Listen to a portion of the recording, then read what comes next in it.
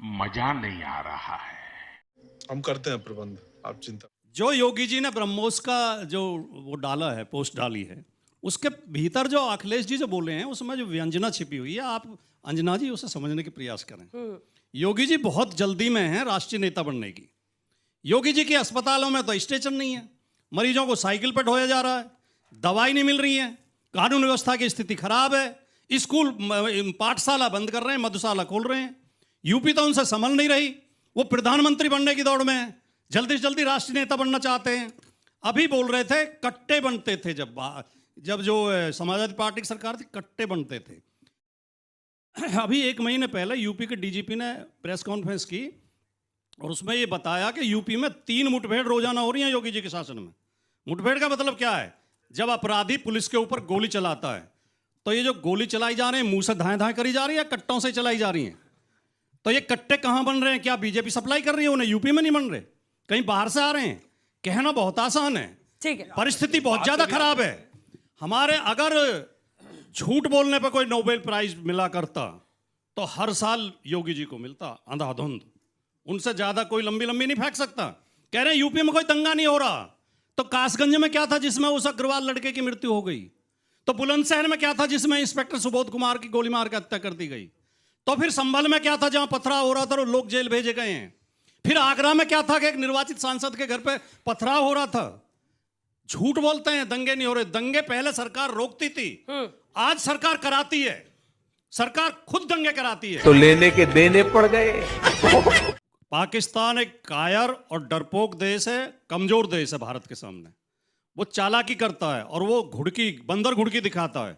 जब जब भी भारत का कोई बड़ा अधिकारी या सेना का कोई अधिकारी या बड़ा नेता मंत्री बॉर्डर की तरफ जाता है, जम्मू कश्मीर की तरफ जाता है, वो फायरिंग करता है। ये एक सच्चाई है। आप मेरी उस जानकारी पर सवाल उठा रहे हैं। दूसरी बात, मुलायम सिंह यादव पहले रक्षा मंत्री थे। मुलायम सिंह यादव से पहले जो फौजी हमारे शहीद होते थे, उनके केवल कपड़े उनके घर भेज दिए जाते थे, किसी की डेड बॉडी नहीं आती थी। मुलायम सिंह यादव ने एक कानून बनाया कि बाकायदा ताबूत में डेड बॉडी उनके घर भेजी जाएगी और उनका राजकीय सम्मान के साथ अंतिम संस्कार किया जाएगा और उन्हें शहीद का दर्जा दिया जाएगा, उन्हें जमीन दी जाएगी और पैसे दिए जाएंगे और पेट्रोल पंप दिए जाएंगे और गैस की एजेंसी दी जाएंगी। ये करने वाले मुलायम सिंह यादव थे। सही बात है। अब बुलडोजर पर भरोसा नहीं रहा क्या? सब कह रहे हैं इसलिए ब्रह्मोस, वो कह रहे हैं कि अब बुलडोजर की जगह ब्रह्मोस भेजने वाले हैं क्या योगी आदित्यनाथ जी? अखिलेश जी ने पूछा है। जब बुलडोजर नहीं चलते थे और जहां बुलडोजर चले हैं वो जलवाए जलाल से इलीगल लैंड्स के ऊपर काबिज रहते थे, तब उत्तर प्रदेश की क्या ख्याति थी कि यहाँ कट्टे बनते थे। और जब से बुलडोजर चलने लगे हैं, हर काम नियम कानून से होने लगा है, अब intermediate range ballistic missile BrahMos बनने लगा है। मुझे लगता है इतना बड़ा परिवर्तन जो उत्तर प्रदेश में आया है, वो अगर किसी को दिखाई नहीं पड़ रहा है तो उसे समझना चाहिए। मैं आपसे भी बताना चाहता हूं, सिर्फ उत्तर प्रदेश के लिए नहीं, भारत का पहला इंटरमीडिएट रेंज बैलिस्टिक मिसाइल है जो एक्सपोर्ट हो रहा है। फिलीपींस हमसे बाई कर चुका है। इंडोनेशिया और मलेशिया दोनों देशों से एग्रीमेंट फाइनल स्टेज में है। यूएई से भी बात चल रही है। इसके अलावा अर्जेंटीना और कम से कम 1 दर्जन और देशों के साथ बातचीत चल रही है। आप सोचिए कि यह उत्तर प्रदेश के लिए कितने गर्व की बात है कि नॉर्मली इस ढंग की डिफेंस इंडस्ट्रीज पहले सिर्फ दक्षिण भारत में हुआ करती थी, आज सारी की सारी असेंबली ब्रह्मोस की हो रही है। और हो सकता है अखिलेश जी के दिल के ऊपर ज्यादा आघात इसलिए भी पहुंचा हो कि ऑपरेशन सिंदूर में ये वही ब्रह्मोस था जिसने मरकज सुभान अल्लाह के ऊपर जाकर ऐसा बम गिराया था। ये अनूठा एंगल आप निकाल के लाए। ये फंस गया सीएम। ये वही लोग हैं ना जिनके की बयान सबसे ज्यादा वहीं के मीडिया में कोट किए जा रहे थे। पाकिस्तान के नेताओं के बयान ऑपरेशन सिंदूर के बाद पाकिस्तान मीडिया में नहीं कोट हो रहे थे। यही राहुल गांधी जी, अखिलेश जी, नहीं सबके बयान कोट हो रहे थे। अब मरकज सुभान अल्लाह पे जाकर जो गिरा था ब्रह्मोस, जिसमें 100 से अधिक लोग मर गए थे और उसका बयान आया था कि मेरे परिवार के इतने लोग मर गए, 14 लोग, मैं भी मर जाता तो ठीक था। तो समझिए वो मरकज था। मरकज समझते ना, सेंटर उर्दू में कहते हैं। तो वहां बैठकर भारत में आतंकी हमले होते थे एक दौर में, और वो लोग कहते थे मरकज सुभान अल्लाह में बैठ के सुभान अल्लाह सुभान अल्लाह, और जो ब्रह्मोस गिरा जाके तो कहते हैं या अल्लाह या अल्लाह। अरे क्या क्या करूं मैं इसका? भाटी जी समझ नहीं आया क्या कह रहे हैं अखिलेश जी। मतलब ब्रह्मोस से तो पाकिस्तान में अटैक हो रहा है, मतलब बुलडोजर की जगह ब्रह्मोस भेजेंगे का क्या मतलब? क्या पूछ रहे हैं वो? अवैध निर्माण तोड़ने के लिए ब्रह्मोस थोड़ी चाहिए। जो आपके बराबर में खड़े अभी बोल रहे थे उनका समझ में आ गया, अखिलेश जी का तो समझ में नहीं आया। बात देश की सुरक्षा की हो रही है, उसमें भी हिंदू मुसलमान कर रहे हैं, उसमें भी अल्लाह को घुसा लाए। पाकिस्तान आया, मुसलमान देखिए, कहाँ जब देश की रक्षा का मामला होगा, सबसे आगे गोली खाने वाले और खून देने वाले हम होंगे। क्या हम देशद्रोही हैं? जब माननीय मुलायम सिंह यादव जी रक्षा मंत्री बने देश के, वो पाकिस्तान बॉर्डर पे दौरा करने गए तो उधर गोलाबारी हो रही थी। उन्होंने पूछा फौजी अफसरों से, ये क्या हो रहा है? बोले पाकिस्तान की सेना गोलाबारी कर रही है और तुम क्या कर रहे हो? हमें दिल्ली से आदेश नहीं है। बोले अगर वो दिल्ली से आदेश लेने की जरूरत नहीं है, मैं अभी ये ऑर्डर दे रहा हूँ आपको, वो एक गोला फेंकें, आप 10 फेंको बदले में। ये परंपरा हमारी रही है। क्या हम पाकिस्तान के समर्थक हैं? वो सही पैटर्न आपने कहा, बड़ी अनूठी तर्क लेकर आ रहे हो। ये तर्क सही लेकर आ रहे थे क्योंकि इसमें हिंदू मुसलमान हो रहा था। ये दोनों का जवाब दीजिए। वो सीधा आरोप लगा रहे हैं कि दंगे आज सरकार कराती है। झूठ का। पहली बात तो मैंने तो हिंदू मुसलमान कुछ नहीं बोला, मैंने तो मरकज सुभान अल्लाह का नाम लिया, वो भी पाकिस्तान में जैश ए मोहम्मद के सेंटर को, मगर उसमें मुसलमान नजर आ गया। इस गहराई को आप समझिए, यही समस्या है।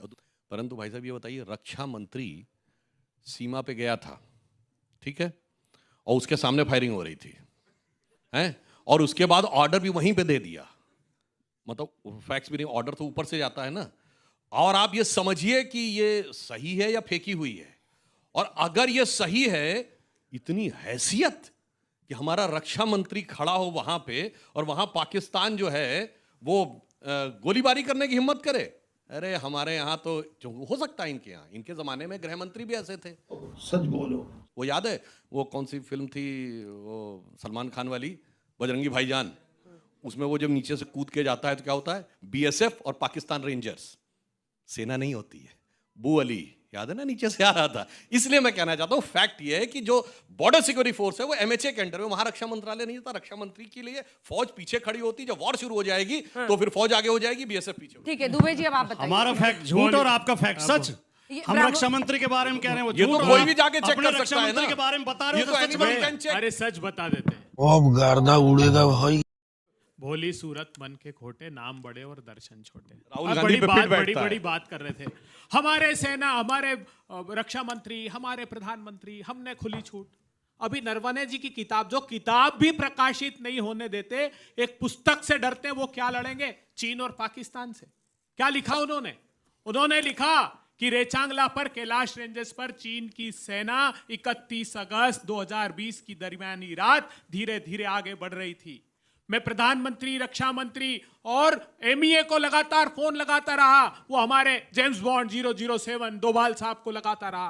उन्होंने कहा नहीं, प्रधानमंत्री से बात नहीं हो रही। मैं लगातार कहते रहा, घंटे दर घंटे चीन की सेना हमारे तरफ आगे बढ़ रही थी। इन्होंने आखिरी में कह दिया, जो चीज समझे वो करो, क्योंकि ऑपरेशनल कंट्रोल नहीं है सेना के पास। मोदी जी ने ऑपरेशनल कंट्रोल छीनकर अपने पास ले लिया। इसके 2 उदाहरण हैं। क्या?